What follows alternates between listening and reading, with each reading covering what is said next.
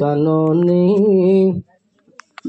মধুর পবন দোলে কি অপরূপ খুশবু আরশ হতে ঝরে। আল্লাহুম্মা সাল্লি আলা সাইয়্যিদিনা মাওলানা মুহাম্মদ ওয়া আলা আলি সাইয়্যিদিনা। মরণকে কর স্মরণ, মরণ করেও ছাড়ে না, দুদিনের জিন্দেগানি বুঝেও কেন বুঝো না।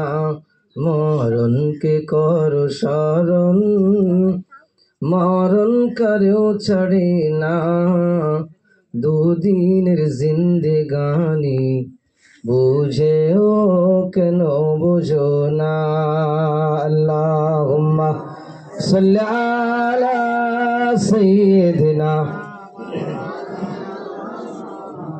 ওয়া আলা আলি সাইয়্যিদিনা।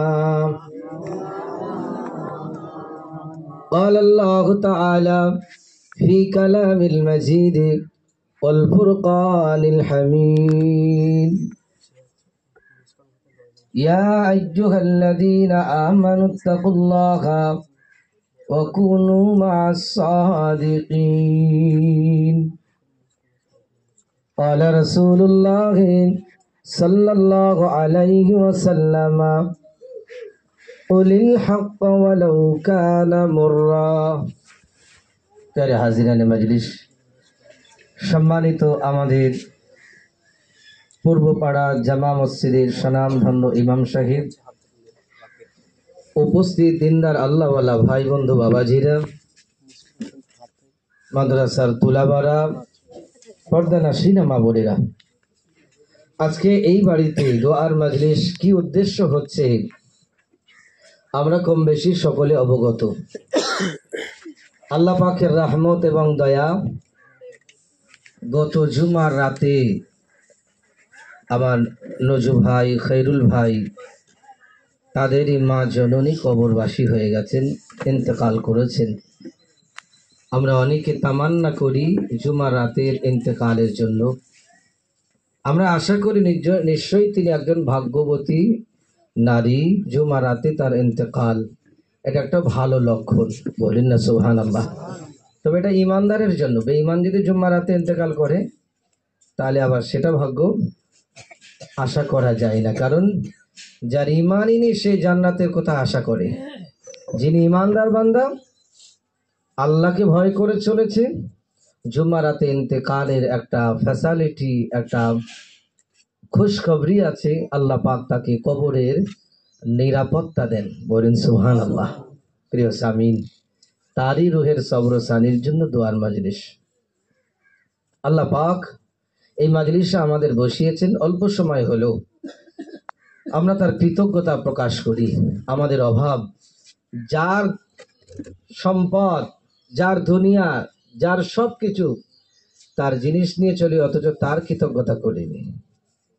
জি, যে বাপ, যে মা আমাকে জন্ম দিয়েছে, সেই বাপ মাকে কৃতজ্ঞতা না করে যদি অন্যর করি, সেটা কি আমার জন্য ভালোই হবে? যে আল্লাহ আপনাকে আমাকে সৃষ্টি করেছে, সেই মাবুদকে বাদ দিয়ে রেখে যদি অন্য কৃতজ্ঞতা করি, তাহলে কি সেটা কি আমাদের ঠিক হবে? আমরা সব সময় মাবুদ ইলাহির কাছে বেশি বেশি প্রশংসা করব। সবাই বলি আলহামদুলিল্লাহ। পরে পরে জানাই বিশ্ব নবী মুহাম্মদ মুস্তাফা সাল্লাল্লাহু আলাইহি ওয়াসাল্লামের উপরে অসংখ্য দরুদ আর সালাম। সবাই বলি সাল্লাল্লাহু আলাইহি ওয়াসাল্লাম। সামিনে কেরাম, খুব সংক্ষেপে দু একটি কথা। এখানে আল্লাহ পাক রব্বুল আলামিন কোরআনুল মাজিদে 11তম পারায়, হাফেজ কোরআন শরীফ 5 নম্বর পৃষ্ঠায়, সূরা তাওবা, তিনি বললেন, ইয়া আইয়ুহাল্লাযীনা আমানুত্তাকুল্লাহ, হে আল্লাহর বিশ্বাসী বান্দা, তোমরা আল্লাহকে ভয় করো। ভয় করব কাকে? সবাই একটু বলেন আমার সঙ্গে, আল্লাহকে। কাকে ভয় করব? আল্লাহ। পৃথিবীর কোনো মানুষ কাউকে নয়, ভয় করব আমার আল্লাহকে। এবং আল্লাহ পাক পরে বললেন অকুনু মাস সাদিকিন, তোমরা সত্যবাদীদের অন্তর্ভুক্ত হয়ে যাও। যদি বলেন সুবহানাল্লাহ। একদিকে আল্লাহ প্রথমেই বললেন ভয় করো আল্লাহকে, এবং এটা বিশ্বাসী বান্দা যারা আল্লাহকে ভয় করে ঈমান এনেছে, আল্লাহর প্রতি বিশ্বাস যারা করে আল্লাহ তাদেরকে বলছে। যারা বিশ্বাস করে না তাদের সাথে বলে লাভটা কি হবে? জি, বেল যদি হাজারো পাকে, কাক যদি তাদের ঠোকর মারে, ও বেলকে জীবনে কি সে ঠোকর দিয়ে মানে ওটাকে গর্ত করতে পারবে?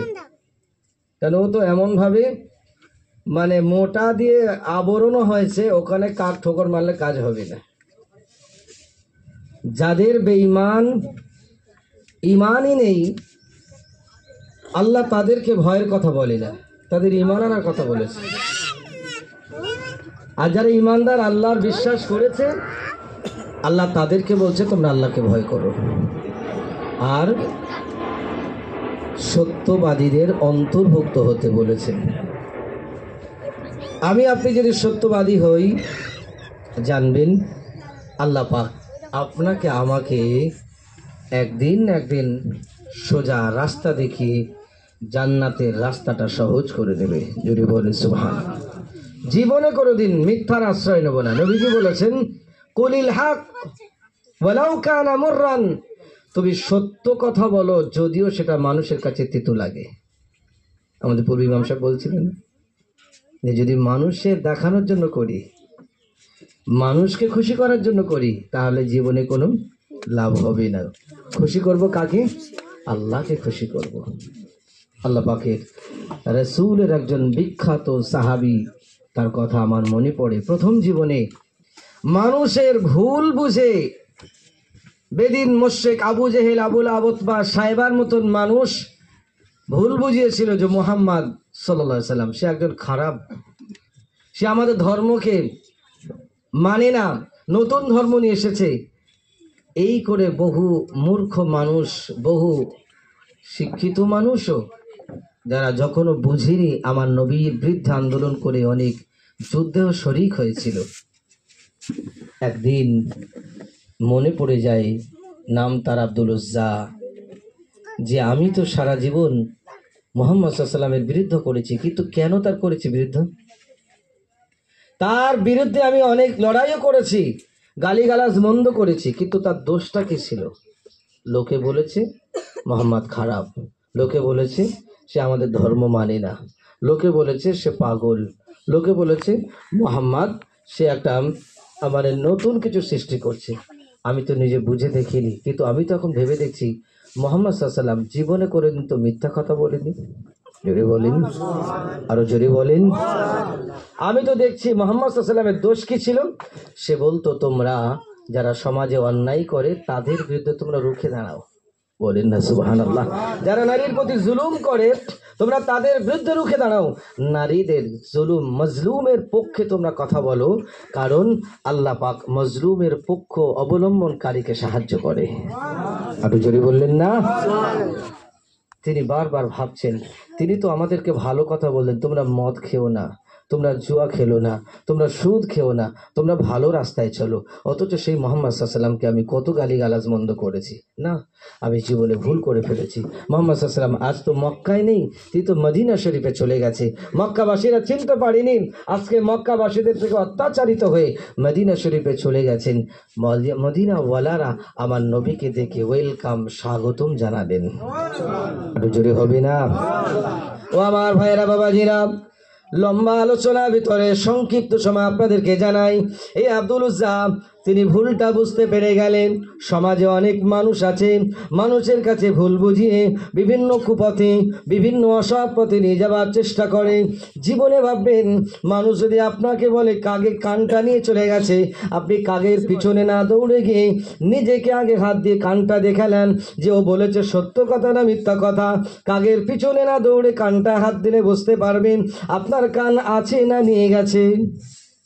ঠিক না ভুল? কথা বলেন।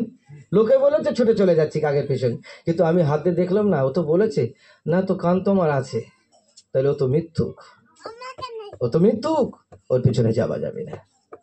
আব্দুল উজ্জা বারবার মনের কাছে অনুশোচনা করে, আল্লাহ আমি কত ভুল করেছি, দয়ার নবীর বিরুদ্ধে আন্দোলন করেছি, দয়ার নবীর সামনে বেয়াদবি করেছি, না না না আমি আর থাকবো না, আমি আর এখানে অবস্থান করব না। সেই দয়ার নবী মদিনাতুল মুনাওয়ারা আছে, আমি সেখানে গিয়ে নূরের হাতে বায়াত হয়ে মুসলমান হয়ে যাব।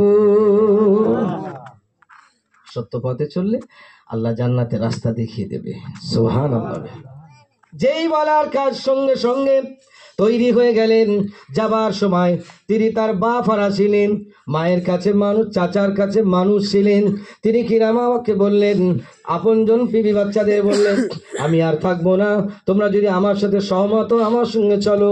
এবং চাচাকে বলে, চাচা যান, ও চাচা যান, চলুন চলুন, আর কতদিন অন্ধকারে আমরা পড়ে থাকবো, দেরি না, চলেন মুহাম্মদ সাল্লাল্লাহু আলাইহি ওয়াসাল্লামের কাছে গিয়ে আমরা বায়াত গ্রহণ করে মুসলমান হয়ে যাই। তিনি নিশ্চয়ই সত্যবাদী, তিনি একজন সত্য নবী, আমরা তাকে ভুল বুঝে অনেক কিছু অন্যায় করেছি।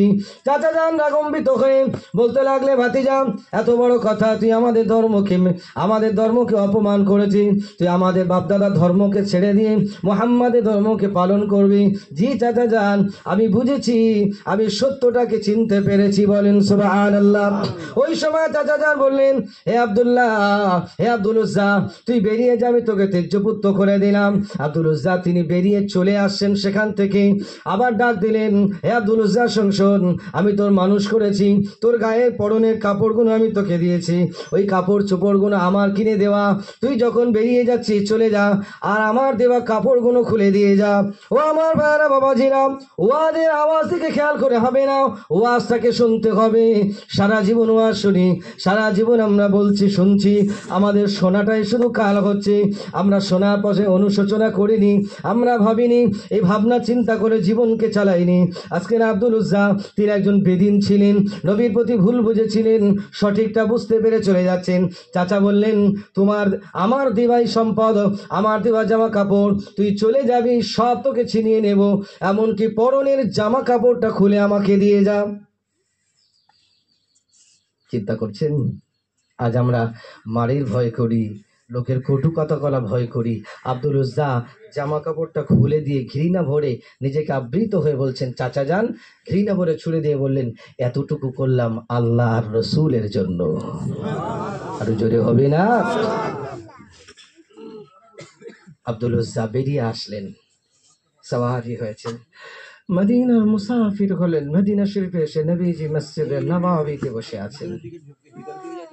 দয়াল নবী আলোচনা মজলিসে, আব্দুল উজ্জা ভাবছেন, আমি যাব, তিনি আমাকে বকবে না তো, আমাকে কিছু বলবে না তো? না, তিনি তো ক্ষমাশীল, মানুষকে ক্ষমা করেছেন। যদি বলেন সুবহানাল্লাহ। কথা বলবেন না, জায়গা দেখে বসে পড়ুন, আর খেয়াল রাখুন যে জায়গা ফাঁকা আছে আর বসেন, সব বসে যাবার সময় যেহেতু একদম সংক্ষিপ্ত সময় আলোচনা। আব্দুল উজ্জা সাহস নিয়ে নবীজির দরবারে গেলেন।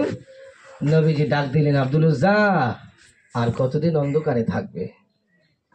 আব্দুল উজ্জা ভীত সন্তুষ্ট আদবে শুনে, ইয়া রাসূলুল্লাহ, আর অন্ধকারে থাকতে আমি চাই না, আলোর দিকে আমি ধাবিত হয়েছি।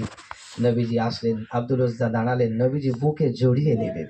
সুবহানাল্লাহ বিহামদি। আব্দুল উজ্জা বলেন, ইয়া রাসূলুল্লাহ, আমার অনেক ভুল হয়ে গেছে, আমাকে ক্ষমা করে দিন, আর আপনার হাত বাড়িয়ে আমাকে মুসলমান করে দিন। সুবহানাল্লাহ। আব্দুল উজ্জা মুসলমান হয়ে গেলেন। নবীজি বলেন, আব্দুল উজ্জা, তোমার নাম আর আব্দুল উজ্জা থাকবে না, আজকে আমি রাসূলুল্লাহ তোমার নাম আব্দুল্লাহ রেখে দিয়ে দিলাম। যদি বলেন, আব্দুল উজ্জা মানে দেবতার দাস। তুমি তো দেবতার দাস হবে কেন? কোন মানুষের দাস নয়, সব মানুষ আমরা আল্লাহর দাস। বলেন সুবহানাল্লাহ। সাহাবাদের বললেন, সাহাবারা, আব্দুল্লাহকে তোমরা কোরআন শেখাও, ওকে বেশি করে কোরআন শেখাও। দিন রাত আব্দুল্লাহ মনের জজবা নিয়ে রাসূলের দরবারে এসেছেন, তিনি মুসলমান হলেন, কোরআন শিখছেন। এই কোরআন শিখে এত জজবা বেড়ে গেছে, রাতের বেলা ঘুম আসে না, কোরআন তেলাওয়াত করে। সুবহানাল্লাহ, জোরে জোরে কোরআন তেলাওয়াত করে। নালিশ করলেন ওমর ফারুক রাদিয়াল্লাহু তাআলা আনহু, ইয়া রাসূলুল্লাহ, আব্দুল্লাহ জোরে জোরে কোরআন তেলাওয়াত করে, আমাদের ঘুমের ডিস্টার্ব হয়। নবীজি বলছেন, ওমর, হে আমার সাহাবারা, তোমরা আব্দুল্লাহকে থামিও না, আব্দুল্লাহর ইমানটা বড় তেজি, ওকে জোরে জোরেই কোরআন পড়তে দাও। আরো জোরে বলেন। মশলায় আছে, নামাজ যেখানে হবে জোরে কোরআন তেলাওয়াত করতে পারবেন না, মসজিদে জোরে জোরে আপনি জিকির করতে পারবেন না, একজন নামাজ পড়বে, জিকির করবেন, কোরআন তেলাওয়াত করবেন, চুপি চুপি পড়ুন, একজন ডিস্টার্ব না হয়। কিন্তু আব্দুল্লাহর ক্ষেত্রে নবীজি বলছেন, ওকে জোরে কোরআন তেলাওয়াত করতে দাও। সুবহানাল্লাহ। খুবই সংক্ষেপে আব্দুল্লাহ রাদিয়াল্লাহু তো বলে, ইয়া রাসূলুল্লাহ, আমি যুদ্ধের ময়দানে যেতে চাই, আমার জীবনকে আল্লাহর জন্য কুরবানি করতে চাই। সুবহানাল্লাহ। নবীজি বলে দিলেন, হে আব্দুল্লাহ, আব্দুল্লাহ, তোমার যে নিয়ত, মনের নিয়ত হলো বড় জিনিস। তুমি যে নিয়ত করে রেখেছো, এখন যদি তোমার সাধারণ কোনো জ্বর জারি, কোনো রোগে আক্রান্ত হয়ে তুমি যদি ইন্তেকাল করো, তো আল্লাহ তোমার মরণটা শহীদি মরণের দরজা দিয়ে দেবে। কিছুদিন পরে দেখা যায় আব্দুল্লাহ রাদিয়াল্লাহু তাআলার শরীরে জ্বর হয়েছে, ট্রিটমেন্ট চলছে, সুস্থ হলো না। খবর এলো আব্দুল্লাহ ইন্তেকাল করেছেন। বলুন ইন্না লিল্লাহি ওয়া ইন্না ইলাইহি রাজিউন। সাহাবারা খুবই কষ্ট, ইয়া রাসূলুল্লাহ, আমাদের একজন প্রাণপ্রিয় বন্ধু ইন্তেকাল করেছেন। নবীজি শুনলেন, তোমরা দাফন কাফনের ব্যবস্থা করো, আমাকে খবর দাও। দাফন কাফনের ব্যবস্থা করে নবীকে খবর দিলেন। নবীজি তাদেরকে নিয়ে আব্দুল্লাহ রাদিয়াল্লাহু তাআলার জানাজার নামাজের ইমামতি করলেন। সুবহান। সেই লাশ মোবারক নিয়ে কবরস্থানে নিয়ে যাচ্ছে। কবরস্থানে নামানোর সময় নবীজি বলছেন, কারা ধরে আছে? আবু বকর, ওমর, উসমান, আলী, বিলাল রাদিয়াল্লাহু আনহু, জলিল কদর সাহাবারা তার খাটিয়া ধরে ধরে নিয়ে যাচ্ছে। সুবহানাল্লাহ, সুবহানাল্লাহ। লাবাচ্ছে কবরে, নবীজি নিজেই বলছেন, আমার সাহাবারা, আমার আব্দুল্লাহর লাশটা বড় দামি লাশ, ইমানটা বড় তেজি, তোমরা আদবের সঙ্গে আস্তে আস্তে লাবাও। এই বলতে বলতে দয়ার নবী নিজেই কবরে নেমে গেলেন। জোরে বলেন, আরো জোরে হবে না? নিজেই কবরে নেমে গেলেন। লাশ মোবারকটাকে, মাথাটাকে খুলে আল্লাহর কাছে দোয়া করে বলছেন, আল্লাহ, আব্দুল্লাহ হলো আমার আব্দুল্লাহ, আল্লাহ, আব্দুল্লাহর প্রতি আমি খুশি, ও আমাকে ভালোবাসতো, আপনাকে ভালোবাসে, আমি আব্দুল্লাহর প্রতি খুশি, আল্লাহ আপনিও খুশি হয়ে যান। আল্লাহ খুশি হবে না? হবে না। জি, আব্দুল্লাহ অটোমেটিক জান্নাতের রাস্তা আল্লাহ তৈরি করে দিলেন। সুবহানাল্লাহ। কিসের জন্য? সত্যবাদী হবার জন্য। আল্লাহ তার মৌত পর্যন্ত ইমানে শহীদি মরণের দরজা দিলেন। দক্ষিণ পাড়ায় একটা আজানকে ফলো করি তো, দয়ার নবী কত বড় কিসমত, যিনি নিজের ভুলকে বুঝলেন, লোকের চক্রান্তে, বৃদ্ধ বারুদের চক্রান্তে না পড়ে সঠিক জায়গা দাঁড়িয়ে আল্লাহর রসুলের প্রেমে নিমগ্ন হলেন।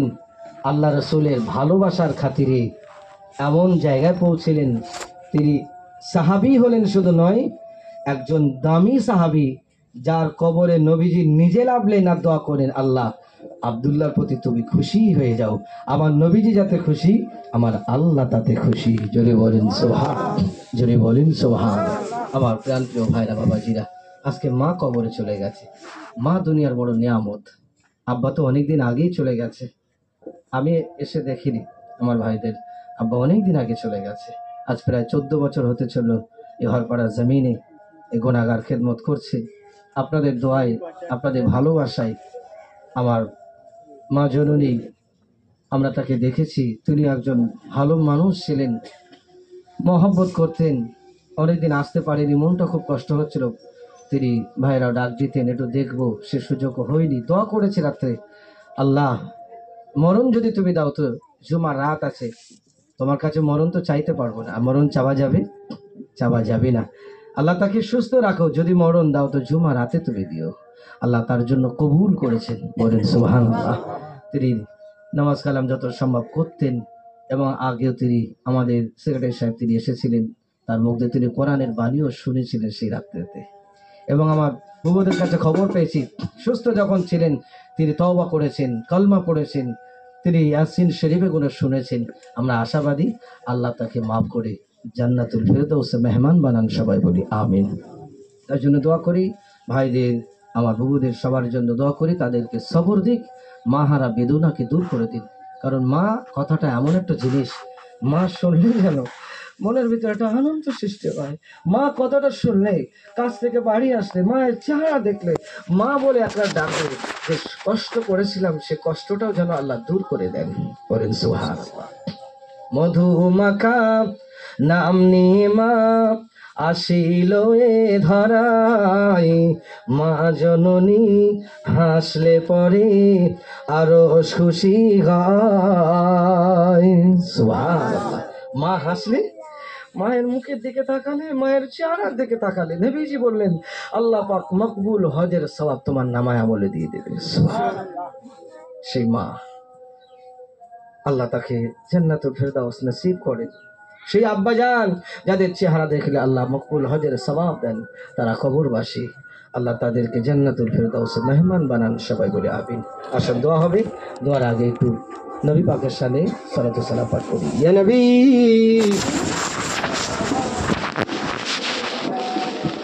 ইয়া রাসূল সালাম, يا حبيب السلام عليك صلوات الله، طلع البدر علينا من ثنيات الوداع، وجب الشكر علينا ما دعا لله داعين. يا نبي سلام، يا رسول سلام، يا حبيب السلام عليك صلوات الله عليك. بشر يا رب السلام.